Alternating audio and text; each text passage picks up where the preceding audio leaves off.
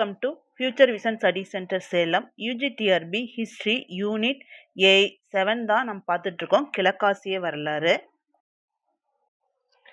இன்னைக்கு நாம பார்க்கக்கூடிய டாபிக் வந்து பாக்சர் கிளர்ச்சி. ஓகேங்களா? இந்த பாக்சர் கிளர்ச்சி அப்படிங்கிற டாபிக் வந்து 2 வீடியோவா நம்ம பார்க்கலாம். ஏன்னா நிறைய விஷயங்கள் அது இருக்கு. அதுலயே வந்து கண்டினியூவா சீனாவினுடைய அயலுறவு கொள்கை அல்லது சீன ஜப்பானுக்கு இடையில ஏற்பட்ட போர் 1894-95 அதை பத்தியும் பார்க்க போறோம். இப்போ முதல் வீடியோவில் பாக்சர் கிளர்ச்சி, அதற்கான காரணம் என்ன இருந்தது, அது எதற்கு எதிராக நடைபெற்றது, யாருக்கு எதிராக நடைபெற்றது அப்படிங்கிறத பத்தி இப்ப பார்க்க போறோம். பாக்சர் கிளர்ச்சி. இந்த பாக்சர் கிளர்ச்சி என்ன ஆண்டு நடைபெற்றதுன்னா 1899 to 1901. இது வந்து 12th புக்லயே கொடுத்துருக்காங்க. ஓகேங்களா? இந்த இயர்ல பாக்சர் கிளர்ச்சி நடந்தது. இந்த பாக்சர்கள் அப்படிங்கிறவர்கள் வந்து அதாவது குத்துச்சண்டை வீரர்கள். ஓகேங்களா? நல்ல புஷ்டியா இருக்கக்கூடியவர்கள். ஓகேங்களா? இந்த வீரர்களுக்கு பாக்சர்கள் அப்படின்னு பெயரிட்டவர்கள் யாரு இட்டாங்க அப்படின்னா வெளிநாட்டுக்காரர்கள், அதாவது ஐரோப்பியர்கள், வெளிநாட்டவர்கள் அதாவது ஐரோப்பியர்கள் வந்து இவர்களுக்கு பாக்சர்கள் அப்படின்னு அழைச்சாங்க. ஓகேங்களா? இந்த பாக்சர் கழகம் வந்து கிளர்ச்சியில வந்து சீனாவில் முன்னையே நம்ம பார்த்திருக்கோம். வட சீனா தென் சீனா அப்படிங்கிறத பத்தி பார்த்திருக்கோம். இதுல வந்து தென் சீனா பாக்சர் கிளர்ச்சியில் கலந்து கொள்ளவில்லை. அதாவது வடகிழக்கு பகுதியில், அதாவது வட பகுதியில தான் வந்து இந்த பாக்சர் கழகம் நடைபெற்றது. தென் பகுதி சீனாவினுடைய தென் சீனா வந்து இதுல கலந்துக்கல. ஓகேங்களா? இது ரொம்ப முக்கியம். ஓகேங்களா? இப்போ இந்த பாக்சர் கழகம் நடந்த போது அங்கு ஆட்சி செய்த அரசு வம்சம் யாரு அப்படின்னா மஞ்சு அரசு வம்சம் தான் ஆட்சி செய்தது. ஓகேங்களா? பாக்சர் கிளர்ச்சி 1900 ஆண்டு விவசாயிகள் எழுச்சியை அதிகாரப்பூர்வமாக ஆதரித்தது. இது அனைத்து வெளிநாட்டினரையும் சீனாவிலிருந்து விரட்ட முயன்றது. முதல்ல வந்து இந்த பாக்சர் கழகம் வந்து மஞ்சு அரசுக்கு எதிராகவும், ஓகேங்களா, ஒண்ணு. ரெண்டாவது வந்து வெளிநாட்டவர்களுடைய வெளியேற்றுவதற்காகவும், 2க்காக இது நடைபெற்றது. பாக்சர்கள் என்பது வெளிநாட்டவர் ஒரு சீனருக்கு வைத்த பெயர். 18ஆம் நூற்றாண்டின் பிற்பகுதியிலும் 19ஆம் நூற்றாண்டின் முற்பகுதியிலும் கிங் வம்சத்திற்கு எதிராக கிளர்ச்சிகளை தூண்டிய 8 டிரிகிராம்ஸ் சங்கம், அதாவது பாகுவாஜியாவோ அப்படிங்கிற சங்கம் வந்து தூண்டியது அப்படின்னு சொல்றாங்க. அவர்களில் அசல் நோக்கம் வம்சத்தையும், அதாவது சீனாவினுடைய பேரரசு மஞ்சு வம்சத்துக்கு எதிராகவும் அந்த வம்சத்தையும் சீனாவில் சலுகை பெற்ற மேற்கத்தியர்களையும் அழிப்பதே ஆகும். அதனுடைய நோக்கம் 2. 1 மஞ்சு வம்சத்தை அழிக்கிறது. 2வது வந்து அதாவது வெளியேற்றுவது, அவர்களை அரசு பதவியிலிருந்து நீக்குவது. 2வது வந்து மேற்கத்தியர்களை வந்து அழிப்பது. இதுதான் வந்து அவர்களுடைய நோக்கமாக இருந்தது.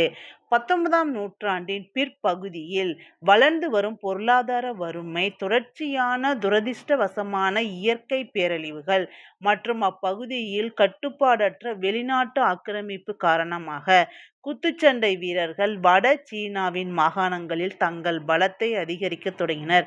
அதாவது இந்த பாக்சர்கள் வந்து எங்க வந்து அவர்களுடைய பலத்தை அதிகரிச்சாங்கன்னா வட சீனா. முன்னாடியே பார்த்தோம் வட சீனாவில் தான் அவங்க இருந்தாங்க, தென் சீனாவில் இந்த பாக்சர் கழகம் இல்லை அப்படின்னு. பாருங்க, இயற்கை பேரழிவு, அப்புறம் வந்து வெளிநாட்டுகளின் ஆக்கிரமிப்பு, அப்புறம் சீன இந்த காரணம் வறுமை, அதாவது அடுத்தது வறுமை, இந்த மாதிரி விஷயங்கள் தான் வந்து இந்த பாக்சர்களை வந்து இந்த மாதிரி கிளர்ச்சி தூண்டுறதுக்கு காரணமாக அமைந்தது. கிபி 1898ஆம் ஆண்டில் பழமைவாத வெளிநாட்டு எதிர்ப்பு படைகள் சீன அரசாங்கத்தின் கட்டுப்பாட்டை வென்றன. மேலும் குயிங் வம்சத்திற்கு எதிராக தங்கள் எதிர்ப்பை கைவிட்டு வெளிநாட்டவரை அழிப்பதில் அதனுடன் ஒன்றிணைய குத்துச்சண்டை வீரர்கள் வற்புறுத்தினர். அதாவது முதல்ல நம்ம நாட்டில் கூடடைய சரியில்லாத அரச வம்சத்தை அப்புறம் பார்த்துக்கலாம். அதற்கு முன்னாடி அதாவது வெளிநாட்டுக்காரர்களை வந்து இந்த சலுகை பெற்ற வெளிநாட்டுக்காரர்களை விரட்டணும் அப்படிங்கிறது தான் அவங்களின் நோக்கமா இருந்தது. ஷான்டாங் மாகாணத்தின் ஆளுநர் பாக்சர் குழுக்களை உள்ளூர் போராளி குழுக்களாக சேர்க்க தொடங்கினார். அதாவது அவர் வந்து அந்த ஷான்டோ மாகாணத்துடைய ஆளுநர் தான் வந்து இந்த பாக்சர் குழுக்களை உள்ளூர் போராளிகள் குழுவுடன் இணைத்தார். அதாவது ஒரு பெரிய ஒரு இதை வந்து படையையோ அல்லது போராளிகளை உருவாக்க அவர் முயற்சி பண்ணார். இந்த ஷான்டாங் மாகாணத்துல தான் அதிக பேரழிவு நிகழ்ந்தது. ஏன்னா வந்து அங்கதான் போராளிகள் வந்து அதிகமா இருந்தாங்க. இந்த ஷான்டாங் வந்து ஸ்பெல்லிங் மிஸ்டேக்கா இருக்கு. 3 சொல்லி நான் வரணும். ஷான்டாங், ஓகேங்களா? சரி, அந்த ஆளுநர் யாரு அப்படின்னா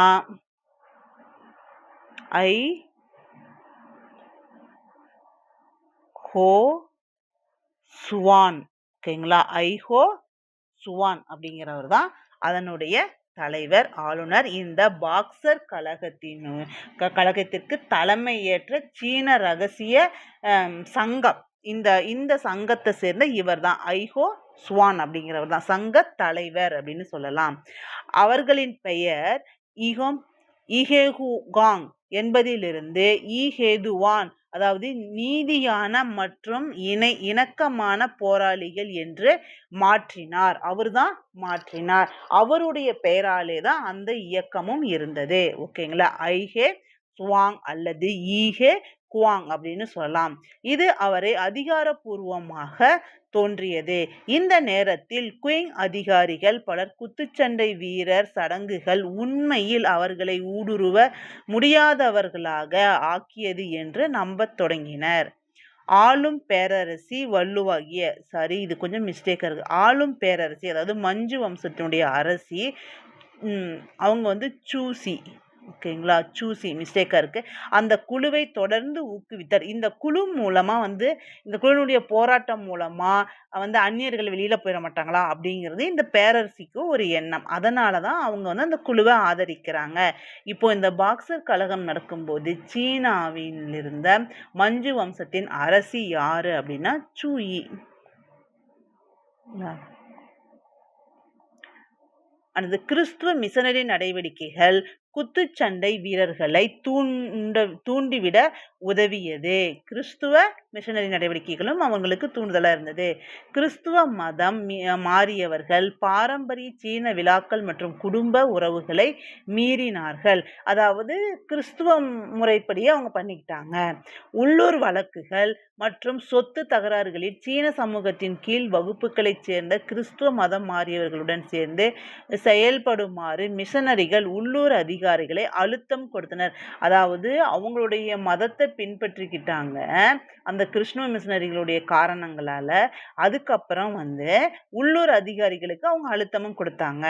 1899ஆம் ஆண்டு பிற்பகுதியில் குத்துச்சண்டை வீரர்கள் சீன கிறிஸ்துவர்களையும் மேற்கத்திய மிஷனரிகளையும் வெளிப்படையாகவே தாக்கினார்கள். அவங்க யாருமே இருக்க வேணாம், அவங்களால மதம் போச்சு, சீனாவுடைய பண்பாடு போச்சு, அங்க சீனாக்களுடைய வழக்கமான நிகழ்வுகளும் போச்சு அப்படின்னு சொல்லி அவங்களையும் தாக்கிட்டாங்க. மே 1900 வாக்கில் குத்துச்சண்டை வீரர்கள் பெய்ஜிங்கின் தலைநகரை சுற்றியுள்ள கிராமப்புறங்களை சுற்றி திரிந்தனர். எங்க அப்படின்னா பெய்ஜிங் பக்கத்துல. இறுதியாக ஜூன் தொடக்கத்தில் சுமார் 2100 பேர் கொண்ட ஒரு சர்வதேச நிவாரண படை வடக்கு துறைமுகமான தியான்ஜிங்கில் இருந்து பெய்ஜிங்க்கு அனுப்பப்பட்டது. ஒரு படை உருவாக்கப்பட்டது இந்த பாக்சர் கழகத்தில் இருந்து. ஜூன் 13 தேதி பேரரசி, இதுல கொஞ்சம் மிஸ்டேக்கா இருக்கு, பேரரசி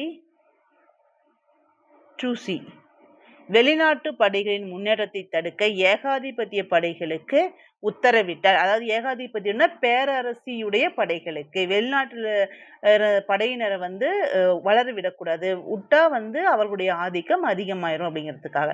மேலும் சிறிய நிவாரண படை திரும்ப பெறப்பட்டது. இதற்கிடையில் பெய்ஜிங்கில் குத்துச்சண்டை வீரர்கள் தேவாலயங்கள் மற்றும் வெளிநாட்டு குடியிருப்புகளை எரித்தனர் மற்றும் சந்தேகத்திற்குரிய சீன கிறிஸ்துவர்களை கண்டதும் கொன்றனர். அதாவது வெளிநாட்டவர்களும் வெளிநாட்டு மிஷனரிகளுடைய சேர்ந்தவர்களும் இருக்கக்கூடாது அப்படின்னு அவங்க தாங்க. இந்த நிவாரண படை அப்படின்னு ஒன்று இருக்கு இல்லைங்களா, இது வெளிநாட்டர்களோட உதவியில் நிறுவப்பட்டது இல்லைங்களா. இதை நிறுவியவர் ஜெர்மனி நாட்டுக்காரர். அவர் பேர் வால்டர் சி அப்படிங்கிறவர் அவருடைய பேர்.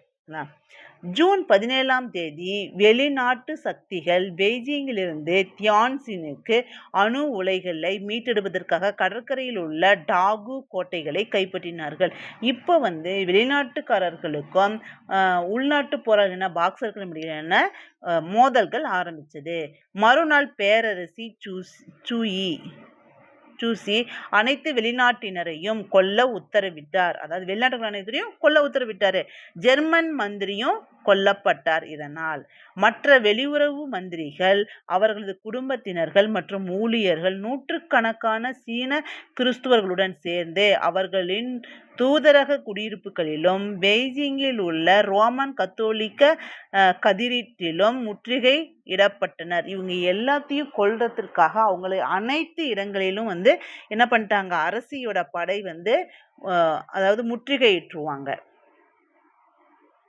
மத்திய யாங்சோ நதி அல்லது சாங் ஜியாங் பள்ளத்தாக்கிலும் தென் சீனாவிலும் இருந்த ஏகாதிபத்திய வைஸ்ராய்கள் அரசாங்க உத்தரவுகளை புறக்கணித்து தங்கள் அதிகார வரம்பில் வெளிநாட்டு எதிர்ப்பு வெடிப்புகளை அடக்கினார்கள்.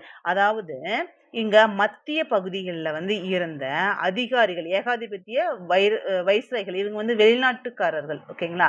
அங்க தங்கி வியாபாரம் செஞ்சவங்க.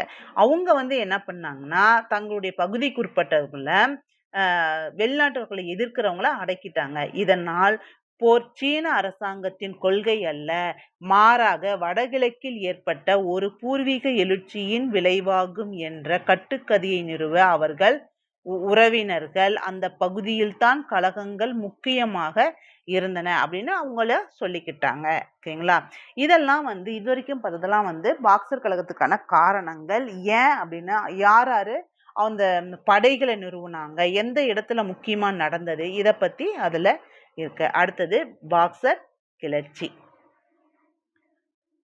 சுமார் 19,000 துருப்புக்களை கொண்ட ஒரு சர்வதேச படை ஒன்று திரட்டப்பட்டது.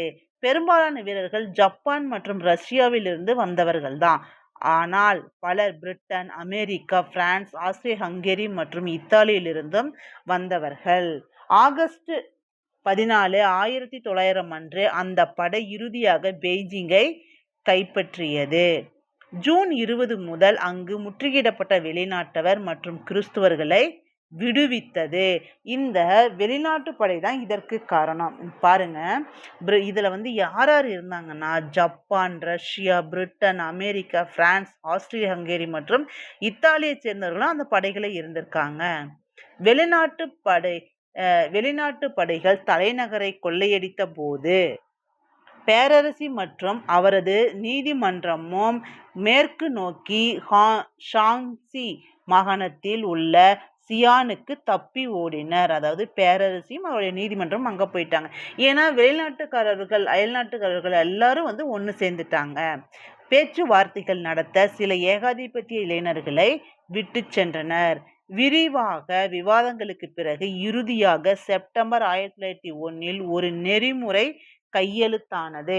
அந்த நெறிமுறை அப்படிங்கிறது தான் என்ன அப்படின்னா பாக்சர் ஒப்பந்தம்.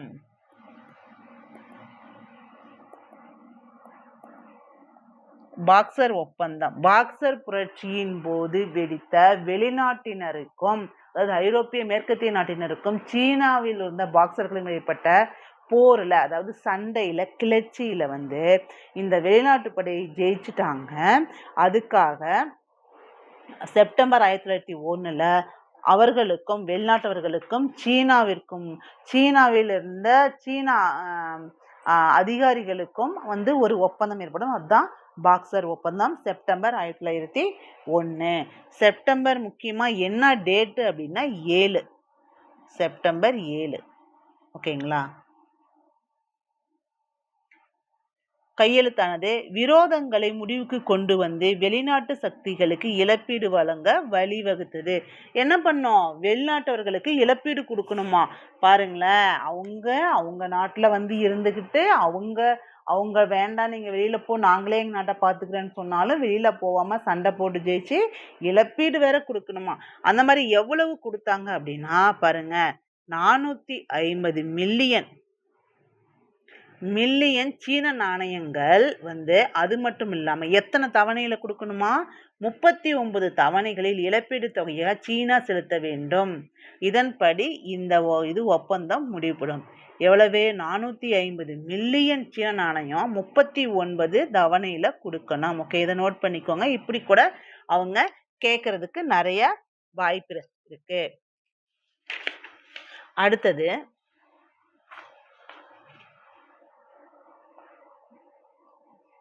இந்த மோதலில் அதாவது எவ்வளவு பேர் இறந்திருக்காங்க அப்படிங்கிறத நம்ம பார்க்கலாம். இந்த மோதலில் மொத்தம் 1 லட்சம் அல்லது அதற்கு மேற்பட்டோர் இறந்திருக்கலாம். இருப்பினும் உயிரிழப்புகள் குறித்த மதிப்பீடுகள் பரவலாக வேறுபடுகின்றன. எப்பவுமே கணக்குல கொஞ்சம் மாத்தி தான் இருக்கும். கரெக்டா எக்ஸாக்டா சொல்ல முடியாது இல்லைங்களா? கொல்லப்பட்டவர்களில் பெரும்பாலான பொதுமக்கள், இதில் ஆயிரக்கணக்கான சீன கிறிஸ்துவர்கள் மற்றும் தோராயமாக 200 முதல் 250 வெளிநாட்டவர்கள் அடங்குவர். சில மதிப்பீடுகள் போரில் கொல்லப்பட்ட சுமார் 3000 இராணுவ வீரர்களை குறிப்பிடுகின்றன. அதாவது இராணுவ வீரர்கள் தான் அதிகமா இறந்திருக்காங்க அப்படிங்கிறத சொல்லியிருக்காங்க. அவர்களில் பெரும்பாலானோர் குத்துச்சண்டை வீரர்கள் மற்றும் பிற சீன போராளிகள். அதுவும் அந்த சீன பொதுமக்கள்லயே யாரு பண்ணியிருக்காங்க அப்படின்னா குத்துச்சண்டை வீரர், அதாவது பாக்ஸர் கழக போராளிகளும், அப்புறம் அது மட்டும் இல்லாம அந்த பாக்ஸர் போராளிகளை தவிர மற்ற போராளிகள் இருப்பாங்க இல்லைங்களா, இவங்களும் தான் இறந்திருக்காங்க அப்படிங்கிறது சொல்லியிருக்காங்க. முன்னாடியே நம்ம பார்த்திருக்கோம், இது பாக்ஸர்களால் அதிக வன்முறை ஏற்பட்ட பகுதி வட சீனா, தென் சீனாவில் புரட்சி அதிகமா பரவல. ஓகேங்களா? ஆரம்பத்துல இந்த பாக்ஸர் கழகம் அந்நியருக்கு எதிராக மஞ்சு வம்சத்துக்கு எதிராக தான் நடந்தது. ஆனால் அது படிப்படியாக அந்நியருக்கு எதிராகவும் மாறியது.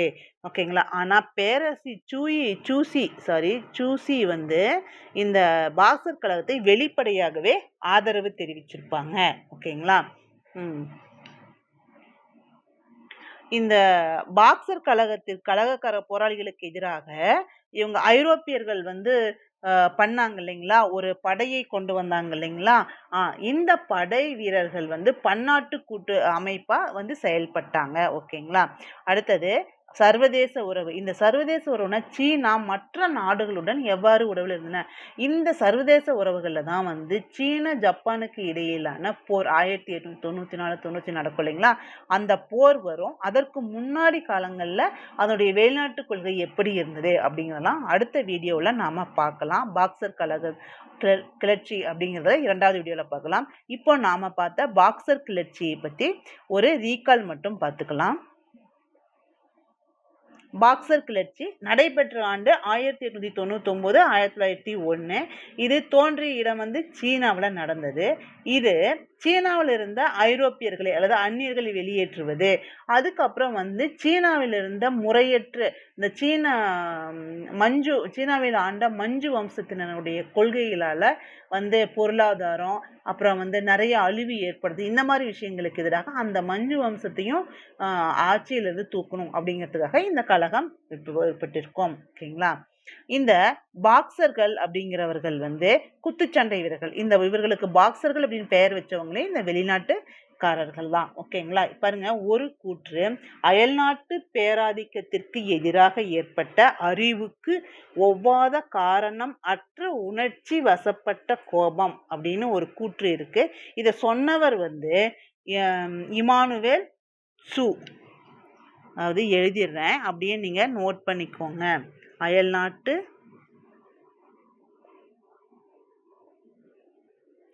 பேராதிக்கத்திற்கு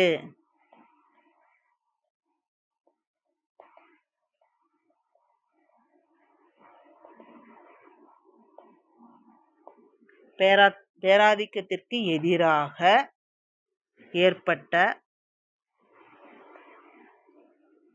அறிவுக்கு ஒவ்வாத காரணமற்ற உணர்ச்சி வசப்பட்ட கோபம்தான் பாக்ஸர் கிளர்ச்சி. இதை கூறியவர் யாரு அப்படின்னா இமானுவேல் சு அப்படிங்கிறவரு கூறியிருப்பாரு. அதாவது அயல்நாட்டு பேராதிக்கத்திற்கு எதிராக ஏற்பட்ட அறிவுக்கு ஒவ்வாத காரணமற்ற உணர்ச்சி வசப்பட்ட கோபம். அதாவது அயல்நாட்டவருக்கு எதிராக ஒரு உணர்ச்சி வசப்பட்ட ஒரு கோபம் தான் இந்த பாக்ஸர் கிளர்ச்சி அப்படின்னு சொல்லியிருக்காரு இமானுவேல் சு. ஓகேங்களா. இந்த கழகத்திற்கு தலைமை ஏற்ற சீன தலைவர் அதாவது சீன அவருடைய பேரால தான் அந்த சங்கமும் இருக்கும். ஐஹோ சுவாங் அல்லது ஈஹோ குவாங் அப்படின்னு சொல்லுவாங்க. இந்த பாக்ஸர்கள் அப்படிங்கிறதுக்கு பெயரிட்டவர்கள் அந்நியர்கள் தான். அந்நியர்கள்னா வெளிநாட்டுக்காரர்கள் தான். ஓகேங்களா. இந்த இந்த குத்துச்சண்டை பாக்ஸர்கள் சீன கிறிஸ்துவர்களையும் மேற்கத்திய மிஷனரிகளையும் வெளிப்படையாக அவங்க எதிர்ப்பாங்க. ஓகேங்களா. அதாவது ஜூன் தொடக்கத்துல 2100 பேர் கொண்ட ஒரு சர்வதேச நிவாரண படை வடக்கு துறைமுகமான தியான்சில் இருந்து பெய்ஜிங்குக்கு அனுப்பப்படும். அதாவது படைகள் மூலமா அவர்களுக்கான சண்டைகளை ஆரம்பிச்சிருவாங்க. ஓகேங்களா. இதுல கொஞ்சம் ஸ்பெல்லிங் மிஸ்டேக்கு அப்படியே எழுதிக்க பார்த்துக்கோங்க. அடுத்தது பாக்ஸர்கள் பேரழிவு நிகழ்ந்த இடம் என்னன்னா ஷான்டூங் பகுதி தான் பேரழிவு நிகழ்ந்த இருக்கும். அந்த பாக்ஸர் கழகம் அதாவது America, Britain, France, Austria, Hungary, Italy, Japan மற்றும் ரஷ்யா ஆகிய நாடுகளின் கூட்டுப்படையும் அதுக்கப்புறம் அவங்களுக்கும் ப்ளஸ் சீனாவில் இருந்த பாக்ஸர்களுக்கும் இடையே இந்த சண்டை ஏற்படும். இதில் ஒரு ஒப்பந்தம் ஏற்படும். இறுதியாக ஒரு ஒப்பந்தம் ஏற்படும். இந்த சண்டையின் போது சீனாவினுடைய பேரரசியும் நீதிமன்றமும் எங்க ஷான்சி மாகாணத்தில் உள்ள சியானுக்கு தப்பி ஓடிடுவாங்க. 1901 செப்டம்பர் 7 பாக்ஸர் ஒப்பந்தம் ஏற்படும். இந்த ஒப்பந்தம் மூலம் 4500 மில்லியன் சீன நாணயங்கள் 39 தவணைகளில் இழப்பீடு தொகையாக சீனா செலுத்த வேணும் அப்படின்னு இந்த மற்ற வெளிநாட்டர்கள் செலுத்த வேணும் அப்படின்னு முடிவாகும். இதுல அதிகமாக கொல்லப்பட்டவர்கள் பொதுமக்களும் அதாவது குத்துச்சண்டை வீரர்களும் அப்படின்னு சொல்றாங்க. இதுல 1 லட்சத்திற்கும் மேற்பட்டவர்கள் உயிரிழந்திருக்காங்க அப்படின்னு சொல்றாங்க. ஓகேங்களா. இதுதான் பாக்ஸர் கழகத்திற்கான காரணம், அந்த கழகம் நடந்தது, ஒப்பந்தம், இதெல்லாம் அதனுடைய விளைவு. ஓகேங்களா. சரி, அடுத்த வீடியோல நாம சர்வதேச உறவுகள் சீனாவுடனான அந்த காலகட்டங்கள்ல சர்வதேச உறவுகள் எப்படி இருந்தது, சர்வதேச உறவுகள்ல போர்களும் இருந்தது, அதை பத்தி அடுத்த வீடியோல பார்க்கலாம். தேங்க்யூ.